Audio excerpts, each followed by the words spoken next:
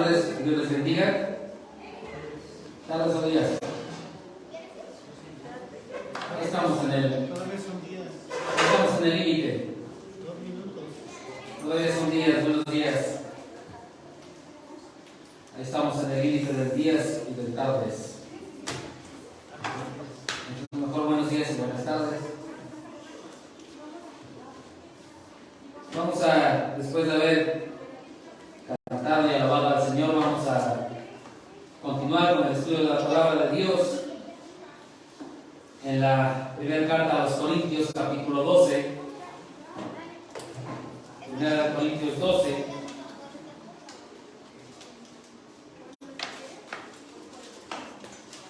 El domingo antepasado comenzamos a estudiar este capítulo. Vimos desde el domingo antepasado la manifestación del Espíritu Santo en el creyente. Vimos cómo el Espíritu Santo conduce, convierte y coloca al cristiano en el servicio. Pero después de colocarlo en el servicio, también vimos que lo capacita por medio de los diferentes dones espirituales que Dios da a cada uno de sus hijos. Más estoy recordando lo que ya vimos anteriormente. Y Él le da los dones espirituales a cada uno de sus hijos como Él quiere. Sin embargo, al igual que con la cena del Señor, con el uso de los dones, también hicieron lo mismo, hicieron mal uso de los dones allá los corintios. Y esto refleja pues la mundanalidad y la carnalidad de la iglesia en Corinto. Entonces, hemos venido estudiando esta carta. Y hemos visto cómo el apóstol tuvo que reprender, corregir, exhortar asuntos muy fuertes de la cena del Señor, y ahora retoma otro tema que son los dones espirituales. Y entonces, después de haber hecho una descripción de lo que son los dones, que lo vimos la semana pasada, después de que aclara que la fuente es Dios, pasa a explicar e ilustrar la naturaleza e importancia de la unidad de la iglesia por medio de una analogía que es el cuerpo humano. Entonces, utiliza una analogía que es el cuerpo humano, y lo vemos en 1 Corintios 12, versículos del 12 al 19. Si lo buscamos todos y ya que lo tengamos, voy a dar la lectura. 1 Corintios 12, versículos 12 al 19.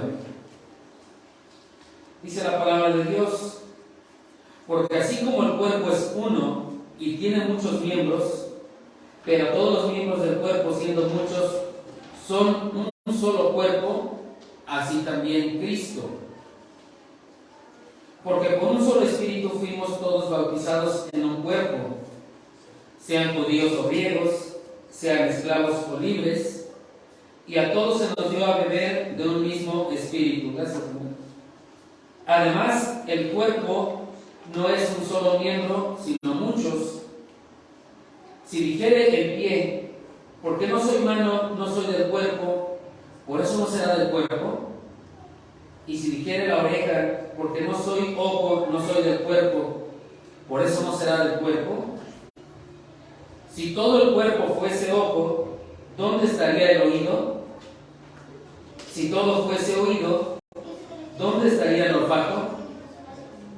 Mas ahora Dios ha colocado los miembros, cada uno de ellos, en el cuerpo, como Él quiso. Porque si todos fueran un solo miembro, ¿dónde estaría el cuerpo? Vamos a orar.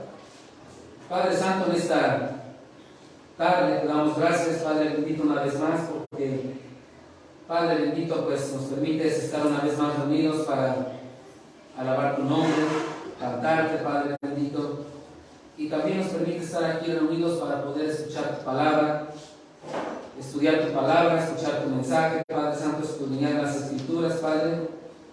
Y queremos rogarte en esta tarde que tú seas, Padre bendito, quien toque nuestros corazones, quien tome el control de este tiempo, y que tu palabra Padre Santo, pues llegue a lo más profundo de nuestro ser.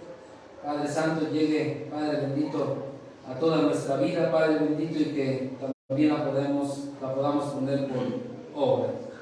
Le damos gracias en el nombre de Cristo Jesús. Amén. De entrada, con el pasaje leído, lo que vemos es la importancia de la diversidad como un factor clave para la unidad. La importancia de la diversidad como un factor clave para la unidad. Es decir, la diversidad de la iglesia es el medio establecido por Dios para llegar a la unidad. Y esto es por medio del compañerismo cristiano. Pero si hay un miembro que no acepta y no reconoce su parte en todo el cuerpo, entonces la diversidad va a dividir en lugar de unificar, va a destruir en lugar de edificar, va a causar discordia en lugar de armonía, que es lo que estamos viendo aquí en este pasaje desde el versículo 1. Entonces vamos a ir viendo este pasaje, vamos a ir analizando los versículos, y dice en versículos 12 y 13: porque así como el cuerpo es uno y tiene muchos miembros, pero todos los miembros del cuerpo, siendo muchos, son un solo cuerpo, así también Cristo. Porque por un solo espíritu fuimos todos bautizados en un cuerpo, sean judíos o griegos, sean esclavos o libres, y a todos se nos dio a beber de un mismo espíritu. Lo que vemos en el versículo 12 es la ilustración de la unidad, y en el 13 se nos da a conocer el origen de esa unidad. Es lo que estamos viendo en estos dos versículos. Entonces el escritor de esta carta usa el cuerpo humano como una analogía para ilustrar lo que es la unidad, para ilustrar esa interrelación de los miembros del cuerpo de Cristo. Y el cuerpo de Cristo es la iglesia. El cuerpo humano es la creación orgánica más asombrosa de Dios, la más compleja, pero muy unificada, porque tiene una gran armonía el cuerpo humano. Si vas caminando y te tropiezas y te pegas en la uña enterrada, normalmente lo que hace de inmediato la cabeza es agacharse y la mano va a tocar el pie. Vemos la armonía. Y es en automático. No nos ponemos a pensar, ¿me agacho o no me agacho? En automático te agachas, te revisas el pie, va la mano ahí al pie, va la vista ahí al pie, a ver qué le pasó, no, a ver cómo está. No se queda así, claro, a la uña que se quede, ¿no? De inmediato el cuerpo reacciona y va a revisar. Vemos esa armonía, vemos esa unidad, y tal vez podemos pensar, una uña del pie. Pero todo va a ir a checar esto. Los ojos, la mano, van a ir a revisar qué está pasando, ¿no? Esa es una unidad. Entonces, ese cuerpo no está dividido en varios cuerpos. Estamos hablando de un solo cuerpo. Si lo dividimos, la parte que le cortemos deja de funcionar. Es decir, si al cuerpo le quitamos la mano, esa mano va a dejar de funcionar. Esa mano se va a morir. Y el resto del cuerpo pierde algunas funciones. O sea, las funciones que podía hacer esa mano. Entonces, el cuerpo va más allá o es mucho más de la suma de sus partes. El cuerpo es toda una unidad. No hay forma de dividirlo, ¿no? Es toda unidad. Y dice el versículo que así también lo es Cristo, el versículo 12 al final. Así también Cristo. El cuerpo de Cristo es la iglesia. Y entonces la iglesia debe de funcionar en esa armonía, igual que la del cuerpo. Los miembros que conforman ese cuerpo de Cristo que es la iglesia son los verdaderos creyentes en Cristo. Uno será la mano, el otro el pie, el ojo, etc., pero son los verdaderos creyentes en Cristo. La iglesia es el cuerpo y Cristo es la cabeza. Él está en la iglesia y la iglesia está en Él. No los podemos separar. La iglesia entonces es la manifestación viva de Cristo. Cuando Cristo estuvo aquí en la tierra en su forma humana, Él estuvo encarnado en un cuerpo como el nuestro, físicamente hablando. Ahora está encarnado en un cuerpo más grande, en un cuerpo diverso, en un cuerpo precioso que es su iglesia. Y sigue ahí encarnado.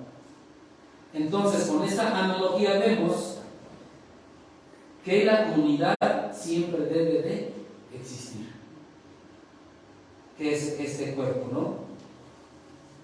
Ahora, ¿qué es lo que origina esta unidad? ¿Qué es lo que pasa con esta unidad? ¿Qué es lo que la origina? Dice el versículo 13, 1 Corintios 12:13. Porque por un solo espíritu fuimos todos bautizados en un cuerpo, sean judíos o griegos, sean esclavos o libres, y a todos se nos dio a beber de un mismo espíritu. Entonces, lo que provoca o lo que origina esta unidad es el Espíritu Santo. Es lo que está haciendo esto. Tenemos dos verdades muy importantes en este versículo 13 acerca del cuerpo de Cristo. Uno es la formación del cuerpo y la otra es la llenura del cuerpo. Entonces, la primera verdad, que es la formación del cuerpo, quiere decir que la iglesia se va formando a medida que los creyentes son bautizados por Cristo con el Espíritu Santo. Dice el versículo, porque por un solo Espíritu fuimos todos bautizados en un cuerpo. Por un solo Espíritu fuimos todos bautizados en un cuerpo. Entonces vemos que el Espíritu Santo es el agente del bautismo, pero Cristo es quien bautiza. Habla de un bautismo en el Espíritu Santo. Juan el Bautista, que hemos escuchado hablar mucho de él, dijo algo muy claro de Cristo. Vayamos por favor a Mateo capítulo 3. Vamos a ver lo que Juan el Bautista dijo de Cristo, acerca de Cristo. Mateo 3.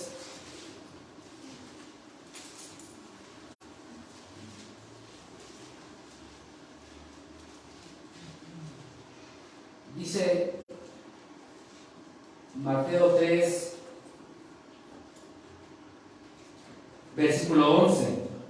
Yo a la verdad os bautizo en agua para arrepentimiento, pero el que viene tras mí, cuyo calzado yo no soy digno de llevar, es más poderoso que yo. Él os bautizará en Espíritu Santo y fuego. Entonces el que nos bautiza en Espíritu Santo es Cristo.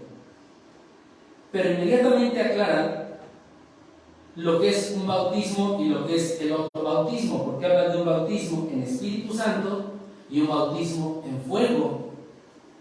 Entonces aclara inmediatamente lo que es estos dos bautizos, o lo tiene que diferenciar, y dice el versículo 12: su aventador está en su mano y limpiará su era, y recogerá su trigo en el granero y quemará la paja en fuego que nunca se apagará. Es muy importante que entendamos esto, porque muchas veces se nos habla del bautismo en fuego y nos preguntan si ya fuiste bautizado en fuego, y nos hablan muy bonito y nos quedamos sorprendidos y a veces decimos, creo que me falta esto. Pero no va por ahí la situación. Si revisamos lo que dice el versículo 12, dice que su aventador está en su mano y limpiará su era, recogerá su trigo en el granero y quemará la paja en fuego. nunca se apagará. Entonces, como Salvador, Cristo bautiza con el Espíritu Santo a los creyentes, a los hijos de Dios. Como juez, Cristo bautiza con fuego a todos los que no son creyentes. Entonces, todos los creyentes reciben el bautismo con el Espíritu Santo. Todos los incrédulos recibirán el bautismo con fuego. Y habla del fuego que nunca se apaga, y ese fuego que nunca se apaga está en el infierno. Más adelante Hechos nos muestra mucho de estos bautismos, pero no quiero ir ahí, sino no nos saldríamos de la temática. Sin embargo, es importante que nos quede muy claro que todo creyente, al momento de entender y aceptar el Evangelio, todo creyente al momento de entender y aceptar el Evangelio, es bautizado por Cristo en el Espíritu Santo. Y si alguien tiene duda de esto, vayamos ahora a Efesios 1, que nos habla de esto. Es un pasaje muy conocido que tenemos en Efesios capítulo 1.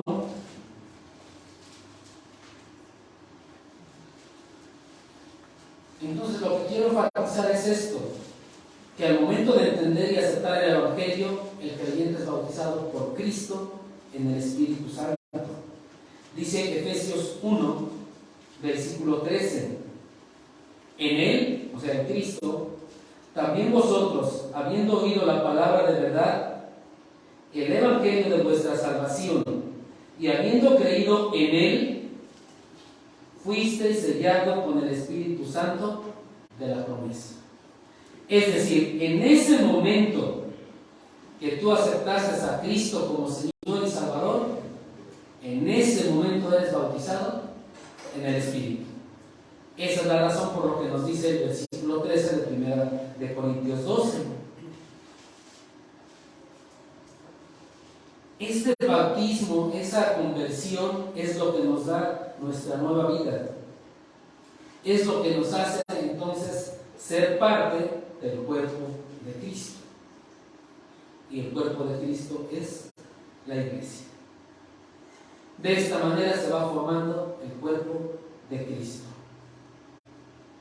El punto principal de 1 de Corintios 12, versículo 13, es que el bautismo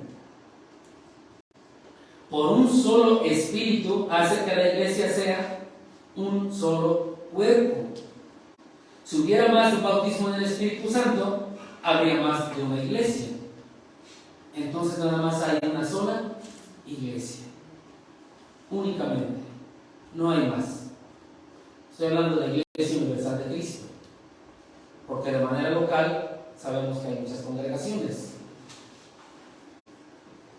Entonces, judíos o griegos, como dice el versículo, mexicanos o estadounidenses, esclavos o libres, o como lo queramos ver nosotros, sea quien sea, al aceptar a Cristo, es bautizado por el mismo Espíritu, sea la persona que sea.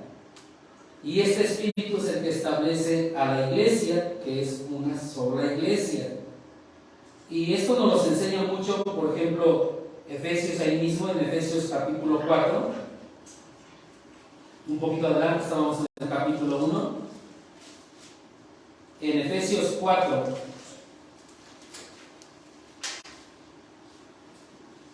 versículos 4, 5 y 6 dice: un cuerpo y un espíritu, como fuisteis también llamados en una misma esperanza de vuestra vocación.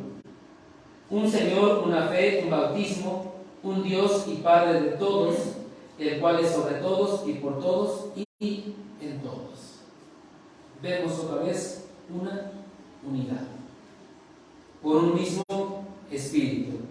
Y de esta manera se forma el cuerpo de Cristo, que es la iglesia, al ser bautizados por Cristo en el Espíritu Santo. Y ese bautismo es en el momento que aceptamos a Cristo como Señor y Salvador. Aquí no se está haciendo referencia en ningún momento al bautismo en agua que nosotros conocemos. Recordemos que el bautismo en agua únicamente es un símbolo de que hemos sido bautizados en el Espíritu Santo. El bautismo en agua únicamente es proclamar ante un público que pertenecemos a Cristo. Proclamar ante los hermanos que somos miembros del cuerpo de Cristo. Eso es nada más. Es decir, el bautismo en agua es la consecuencia de ese bautismo en Espíritu Santo cuando recibí a Cristo como Señor y Salvador. Lo cual quiere decir que si yo no quiero manifestar públicamente con el bautismo en agua, tal vez no he sido bautizado en el Espíritu Santo porque no he aceptado a Cristo como mi Señor y mi Salvador. Y es algo que debemos de pensar y analizar. Si es que yo no me quiero bautizar, ¿no? Por citar un ejemplo. Entonces, esta es la forma en que se va haciendo el cuerpo de Cristo. Se va formando el cuerpo de Cristo. La segunda verdad que tenemos en el versículo 13 de 1 Corintios 12 es la llenura del cuerpo. Cuando nosotros nacimos de nuevo por aceptar a Cristo como Señor y Salvador, el Señor no solamente nos hizo parte de su cuerpo, sino que nos puso el Espíritu Santo en nosotros. Por eso dice, y a todos se nos dio a beber de un mismo Espíritu. A todos. Y con las dos predicaciones anteriores ya veíamos que el Espíritu Santo capacita al creyente. O sea, le da esa llenura al creyente, el Espíritu Santo. Entonces, al aceptar a Cristo en nuestro corazón, nosotros somos bautizados por Él en el Espíritu Santo. Eso nos hace estar llenos de toda la plenitud de Dios, así como lo dice Efesios 3:19. Nos hace estar llenos de toda la plenitud de Dios. Y entonces esto provoca que siempre estemos ocupados de nuestra salvación con temor y temblor. Lo que nos dice Filipenses 2:12. La llenura del cuerpo radica en que Dios se ha puesto a sí mismo en nosotros. Dios se pone en nosotros. Y esto nadie ni nada lo puede superar. No hay otra cosa que poner más en nosotros. No hay necesidad. Tenemos lo máximo. ¿Qué más podemos buscar? Él nos da la completa salvación. Él nos da la completa plenitud y nos llena de bendiciones. ¿Qué más podemos buscar? ¿Qué más podemos pedir, no? Si ya lo tenemos. Lo que nos falta muchas veces es obedecerle. Muchas veces nos falta confiar en Él. Muchas veces nos falta someternos a su voluntad. Eso sí es muy, muy claro a veces, ¿no? Pero Él nos da todo. Él nos llena con toda su deidad. Entonces, después de que se aclaran los versículos 12 y 13 que la iglesia es el cuerpo de Cristo, pasa a mostrarnos, el apóstol pasa a mostrarnos la característica más importante del cuerpo. Y la característica más importante del cuerpo, como lo dije en un inicio, es la unidad. Regresemos a 1 Corintios 12.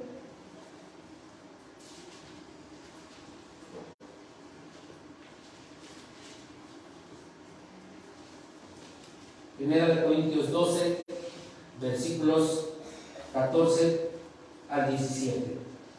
Dice, además el cuerpo no es un solo miembro, sino muchos. Si dijera el pie, porque no soy mano, no soy del cuerpo, por eso no será del cuerpo. Y si dijera la oreja, porque no soy ojo, no soy del cuerpo, por eso no será del cuerpo. Si todo el cuerpo fuese ojo, ¿dónde estaría el oído? Si todo fuese oído, ¿dónde estaría el olfato? Y como vemos con esto, la característica principal del cuerpo es la unidad. La diversidad es esencial para esa unidad. Es muy importante también la diversidad para esa unidad, pero su característica principal del cuerpo es la unidad que Él tiene. Y la iglesia es un cuerpo. Toda la iglesia es un cuerpo, pero dice que el cuerpo no es un solo miembro, sino muchos miembros.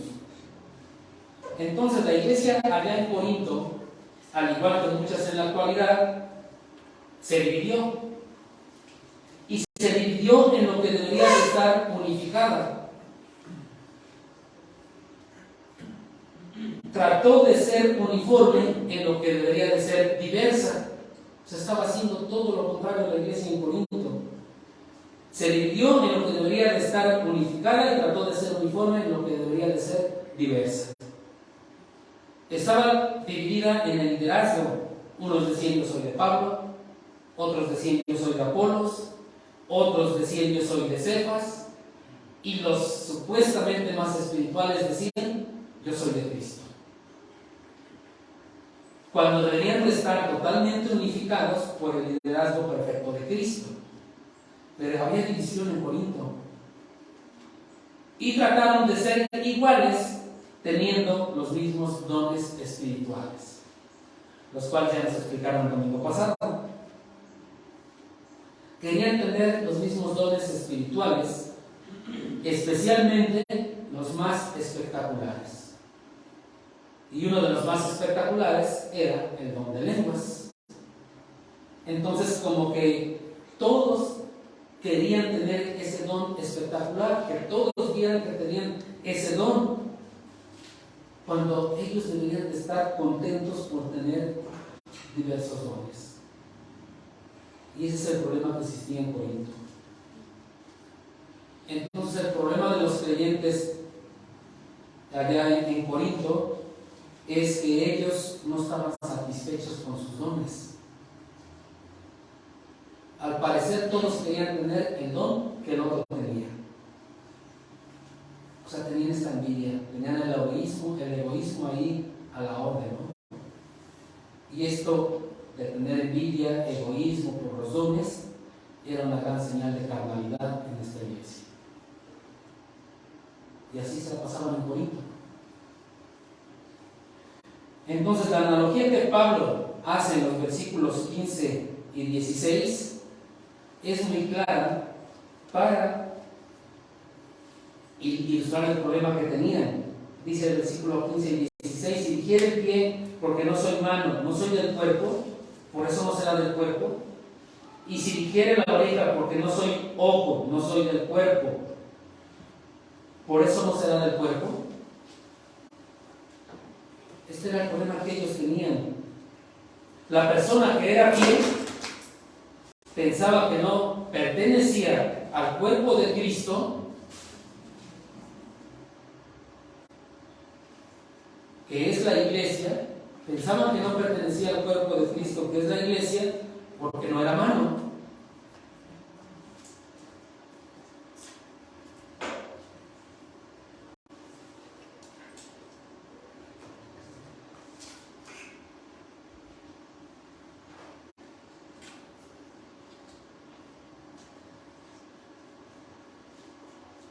Ok, continuamos.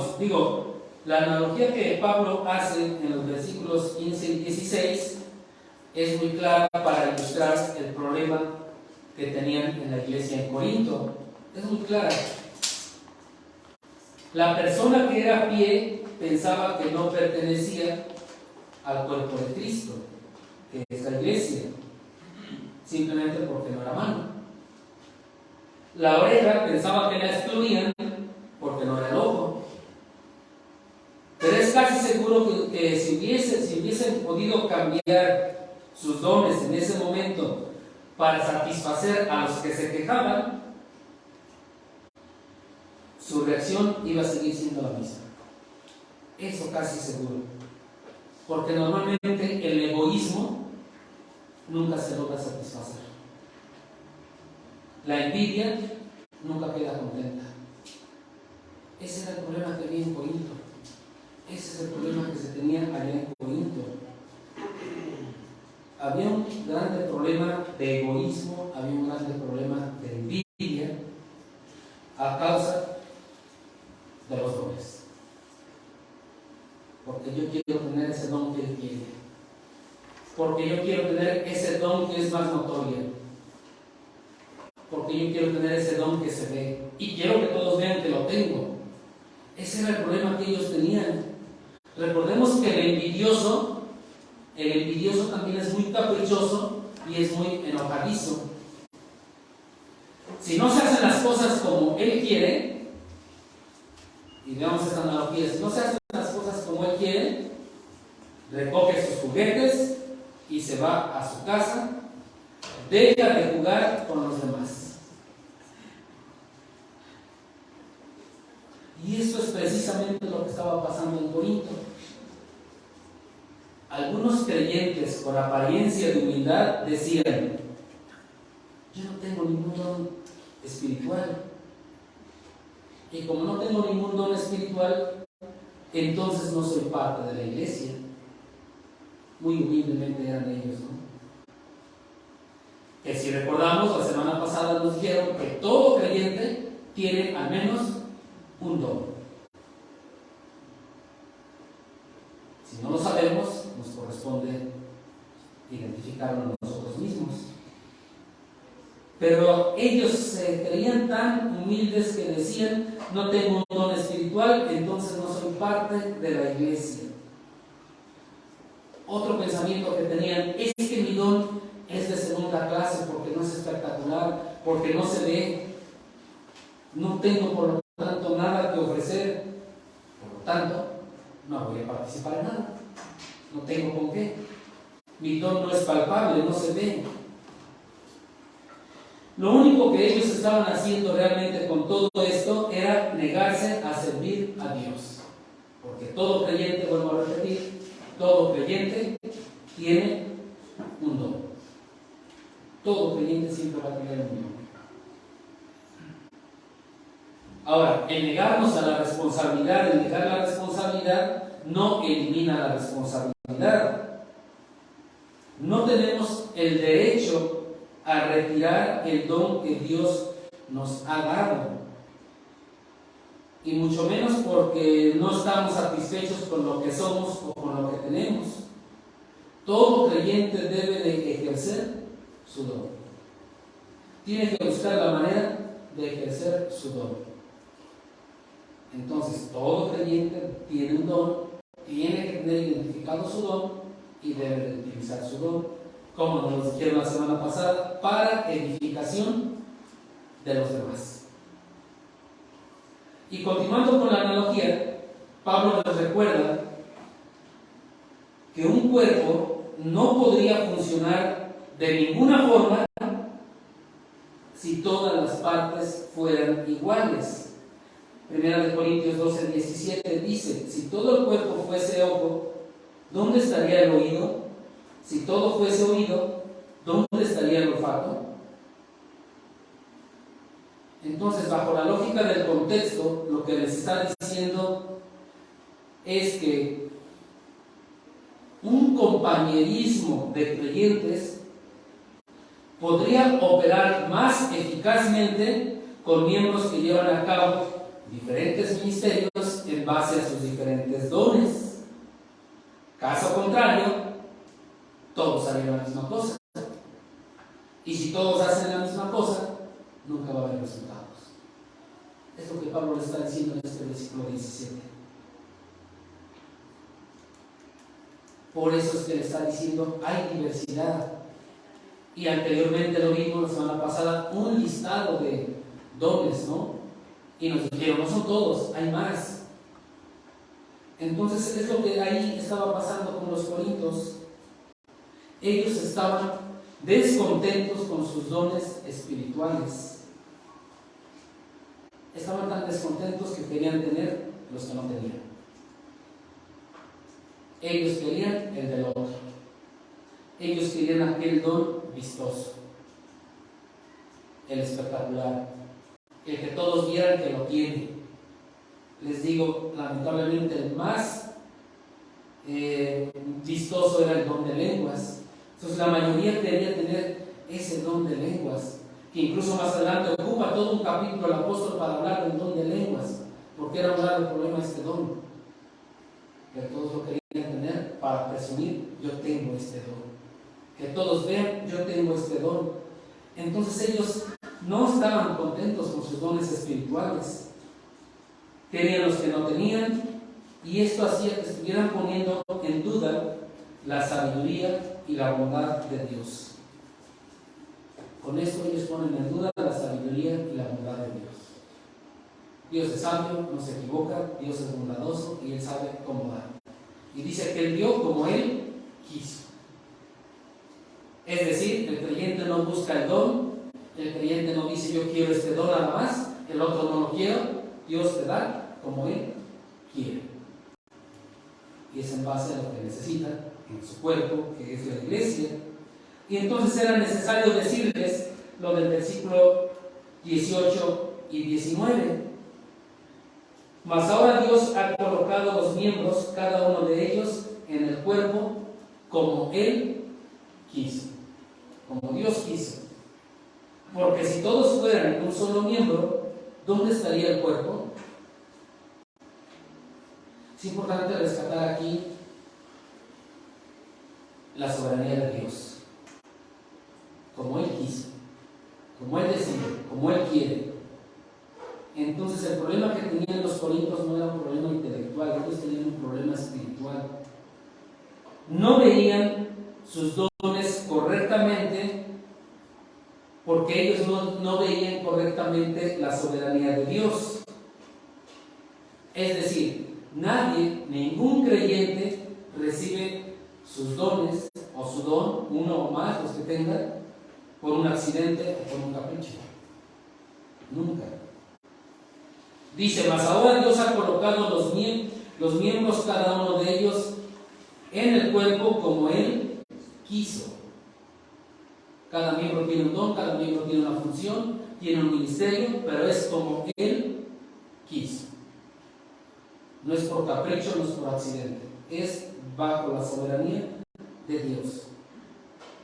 Cuestionar nuestros dones es cuestionar a Dios.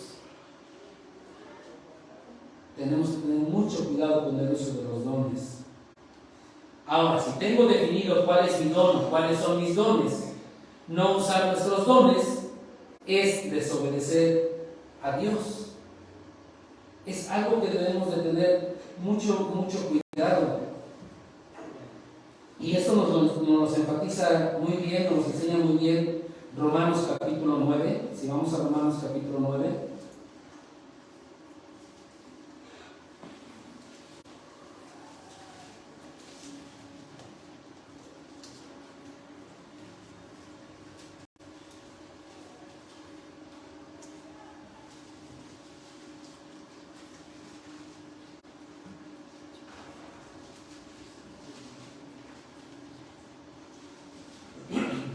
Dice Romanos 9, versículos 20 y 21. Mas antes, oh hombre, ¿quién eres tú para que alterques con Dios? Dirá el vaso de barro al que lo formó, ¿por qué me has hecho así? ¿O no tiene potestad el alfarero sobre el barro para hacer de la misma masa un vaso para honra y otro para deshonra? En otras palabras, ¿quién eres tú para altercar con Dios? ¿Quién eres tú para cuestionarle a Dios tus dones? No somos nadie. Dios da como Él quiere. Y eso es la soberanía de Dios. Es que yo quiero tener el don que Él tiene. Dios te dio el que tú debes de tener, porque así te necesita Dios, porque así te quiere Dios y porque Dios quiere que ejerzas ese ministerio así. No podemos altercar con Dios en cuanto a esto. Entendiendo la soberanía de Dios, sabemos que como miembros del cuerpo de Cristo no estamos para hacer nuestra voluntad. No estamos para hacer nuestra voluntad. Estamos para hacer la voluntad del Señor. Él colocó el miembro en el cuerpo como Él quiso. El brazo no tiene su voluntad y el brazo no hace lo que Él quiere. El pie no tiene su voluntad y el pie hace lo que Él quiere. O el ojo no tiene su voluntad voluntad y hace lo que Él quiere. Imaginemos que el ojo quiera respirar. ¿Se podrá? O que el oído quiera ver.